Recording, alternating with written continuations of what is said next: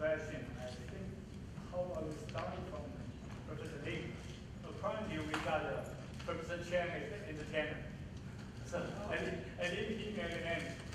Professor Lee, please. That's the problem.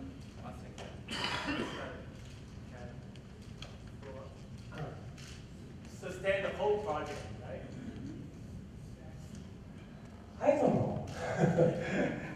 Maybe we have to take 4 more years to be able to recognize by, say, Tongfa University or any other university. But it takes, now it's decided by the MOE, the Ministry of Education now. So I think for the next 4 or 5 years still, it need to be subsidized by MOE. And then when we come to a very good achievement, then it will be recognized by the university. Eventually have to be run by university. Yeah. And so that's all I can come up. I'm a bit more optimistic. This project is funded by the Ministry of Education for 4 years, so we are entering the 3rd year. So during the 4 years, we have enough budget to run the camp. Okay? But I'm looking at Taiwan because I didn't have time to mention today. The higher education in Taiwan are facing difficult challenge. The most important one is the depletion of the young generation. In 15 years, all our young kids will drop to half of the current number. That's a severe problem. The birth rate of Taiwan is 1.2, which is large, very far from average 2. Okay? So I think Taiwan's university need to change. This is the difficult challenge. So I'm betting on this. For the 4 years, I have enough contact with enterprise. So I'm planning to continue this. And because if we could develop a very nice camp for all the educator or student to recharge every summer, and then it is possible to get enterprise money to sustain this. After all, it's a good project. It's interesting and it's useful. So I hope we can sustain. But we'll know that in 2 years. So far, so good. What I have seen in the United States is that students come to conferences in order to make network, social connections in hopes of getting a job. And I think that the birth rate and the graduation rates and motivations of young students will be affected by their economic opportunities.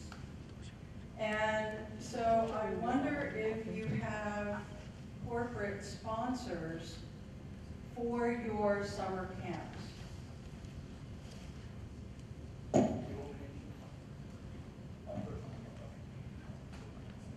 As I said, we have just run 2 summer camps before. This is the 3rd one.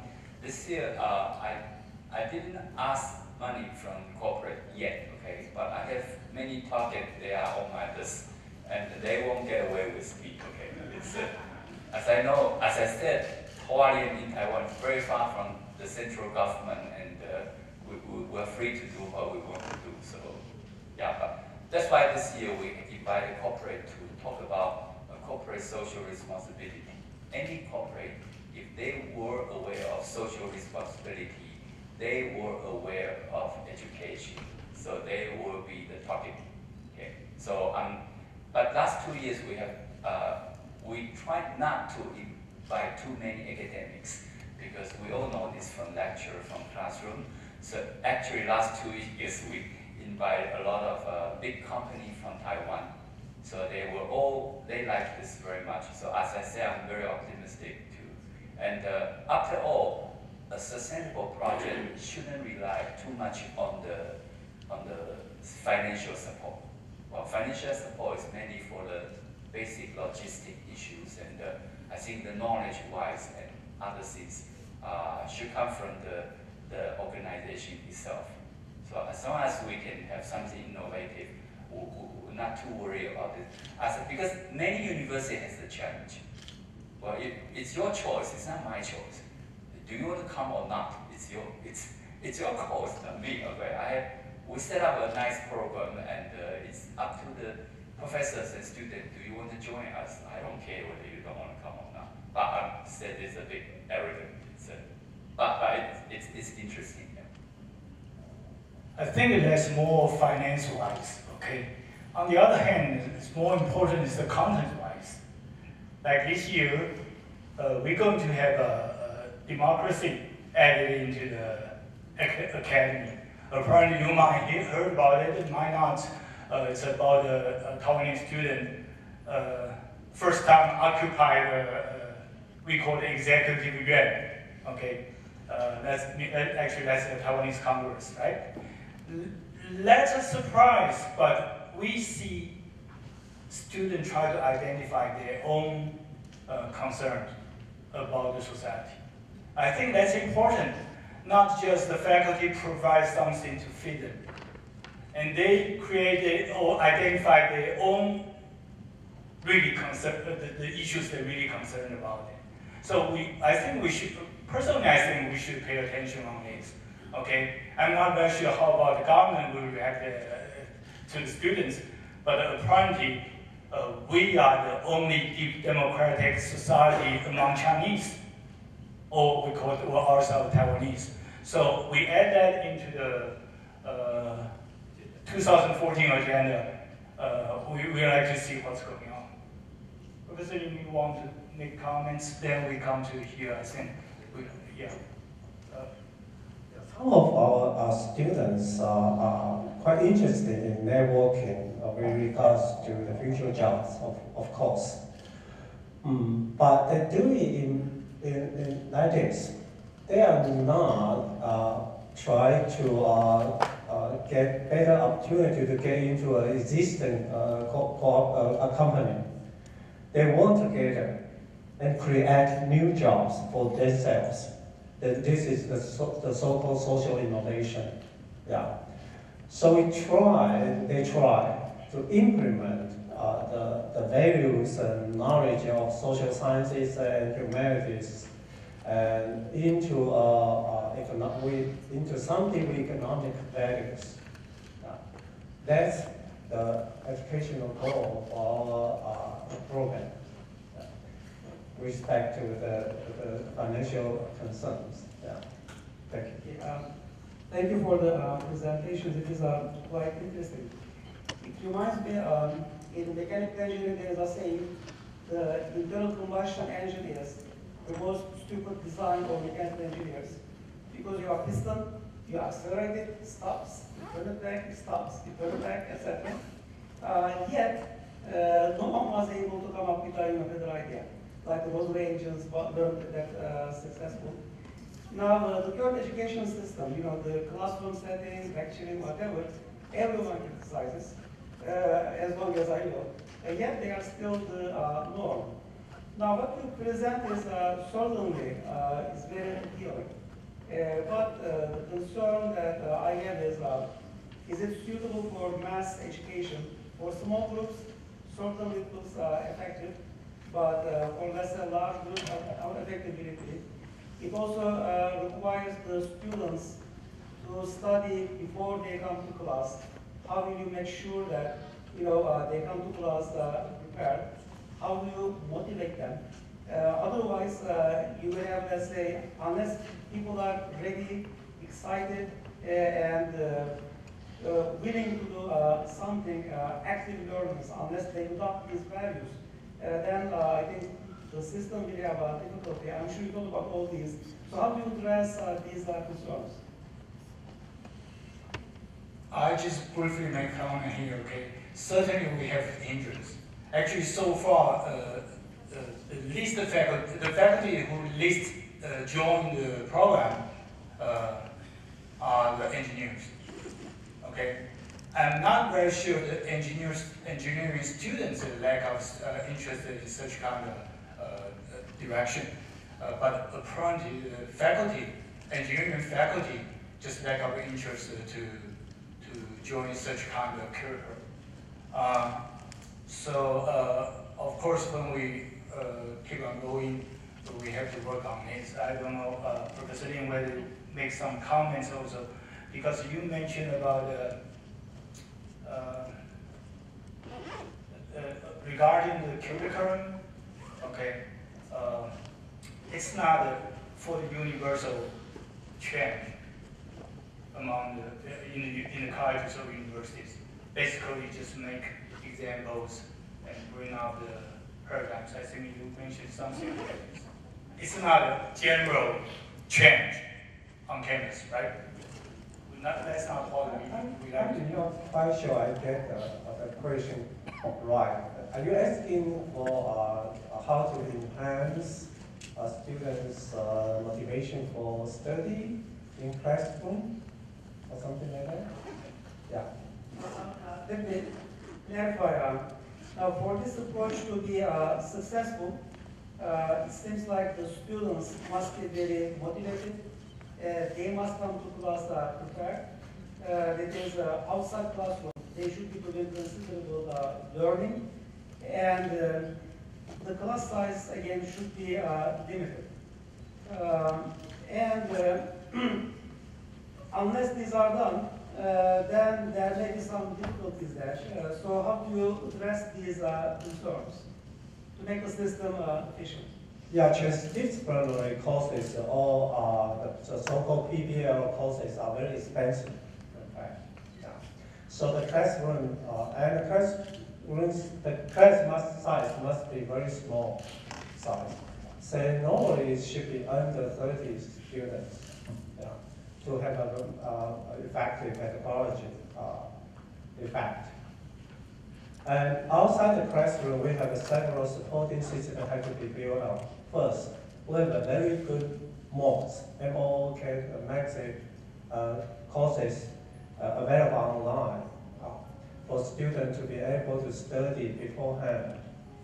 And the classroom time is left for discussion. Of course, there are many traditional ways to ensure that students will study beforehand and after the class. Say you have to develop a system of monitoring how students are doing. Monitoring how students will study online. There are technical ways to do that. And in classroom, we also try to develop the so-called TA system, try to offer students more discussion opportunities and other teaching resources. I think this is the two ways we try to do in these years. One is the courses on internet, the other is TA systems. That's all. I think I'm not going to hold you too long from the lunch. Raymond, I think you raised the hands before. I just want to ask, based on the summer camp we have last couple of years, in general, do you think the experience you've got so far you're targeting the upper class or first year graduate student, correct? Do you have a feeling that you can move it down to high school? Yes. Okay, well, that's really the way you've got high school kids really motivated, 1 week bang session, all right? I actually want to down to high school, actually. To 3. Yes. The last one, President wants to ask a question. Yeah. I think President asked the last question.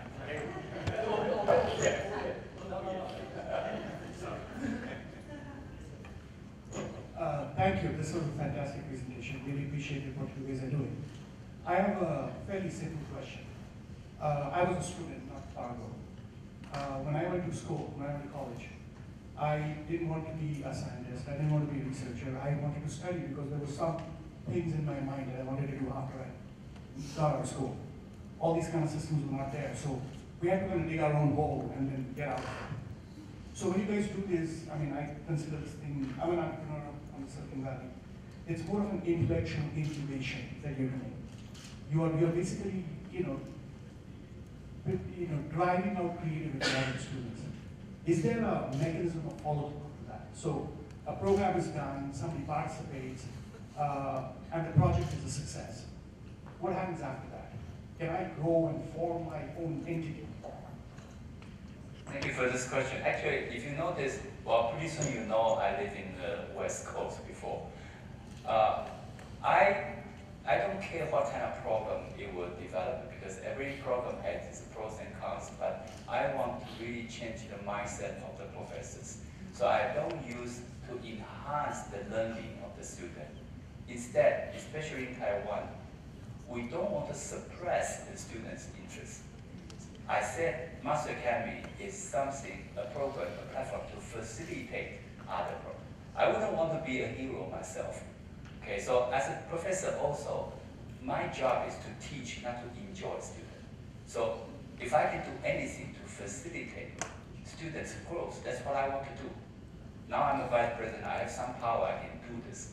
So I think students can grow up by themselves if we don't suppress them. I found a lot of my colleagues are teaching Google and the Wikipedia. Because every discipline has so-called fundamental knowledge you firmly believe students have to learn. But we don't know, they are all in Google, okay? They are in all the online programs. So to facilitate students' growth, it's a bit more optimistic. It's a much more better way to live the burden of the educators, and then everybody is happy after that. So I'm looking on the bright side of this. So we need to create an atmosphere where we fully trust students and we facilitate students. So by all the programs we have produced, it will be a better way, I believe. Yeah, we have the dark side, we have the bright side. Okay, President Tsai. Thank you so much. It's a wonderful meeting. Actually, in the discipline, transparency has been implemented for many years. But I think we could really make this hope to impact. I talk about now undergraduate education also a MOOCs program, right? I don't know how you make this widespread, make more impact, not just to the high school students, maybe K-12. No, I think that's the 26 as early as possible, right? So I don't know what's your view on this. Also how do we measure the short-term, long-term impact. This is maybe not a great question. So that's some of my question I have. Okay, I started first and take advantage and say thank you to you, okay, and you provide such a good environment for this conference. You are asking a complicated question to us. I only speak something for my own personal view. Personally, I don't believe one program, one campaign, one way of learning can change everything that we are facing, okay? I mentioned we have the dark side, we have the bright side. I did mention in universities or colleges, so many, probably majority of faculty bound to, I mentioned like paper counting or publication counting, okay? And in the meantime, the teenager education, they are bound to the entrance exams and the very rigid drilling learning, okay? However, I did mention our young people, they show quite enthusiasm and their energy and their desire about their future. So I agree with Professor Chen, okay? We try to change the mindset of faculty and give more encouragement to the students. And hopefully they dream more or keep the hope to the future. I think that's what they need. Then automatically, I think they will replace us, make a better world, because we try to make a better world from our presenters, right? So any of you try to make a few comments. We approach the end now. Just concluding remarks.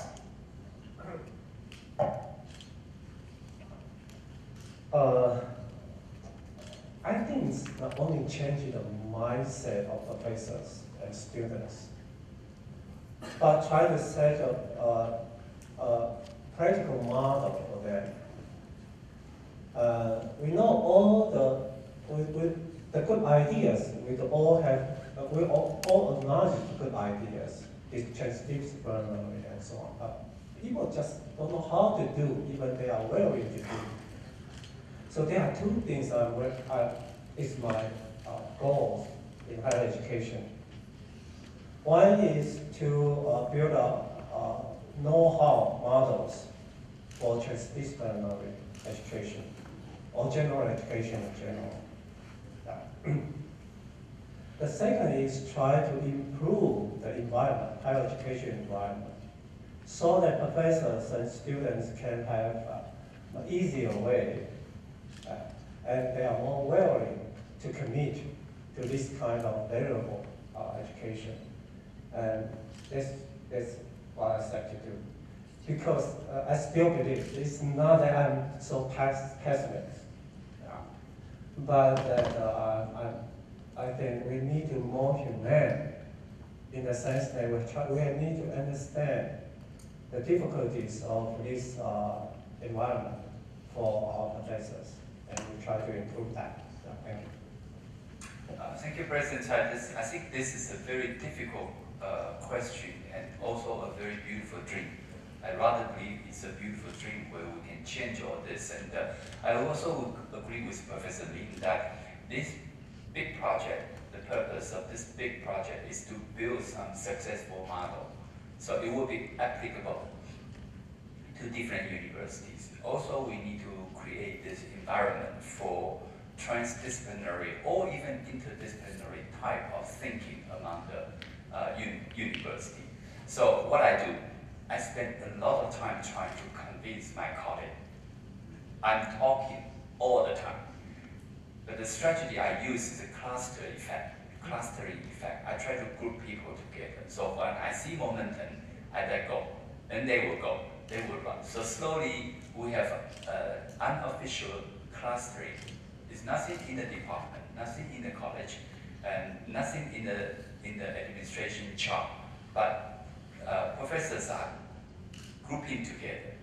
They are aware of it because they are interested in the new type of, they need more friends. They wander out of their department and meet, oh, this is how a sociologist is doing every day. Oh, I like that.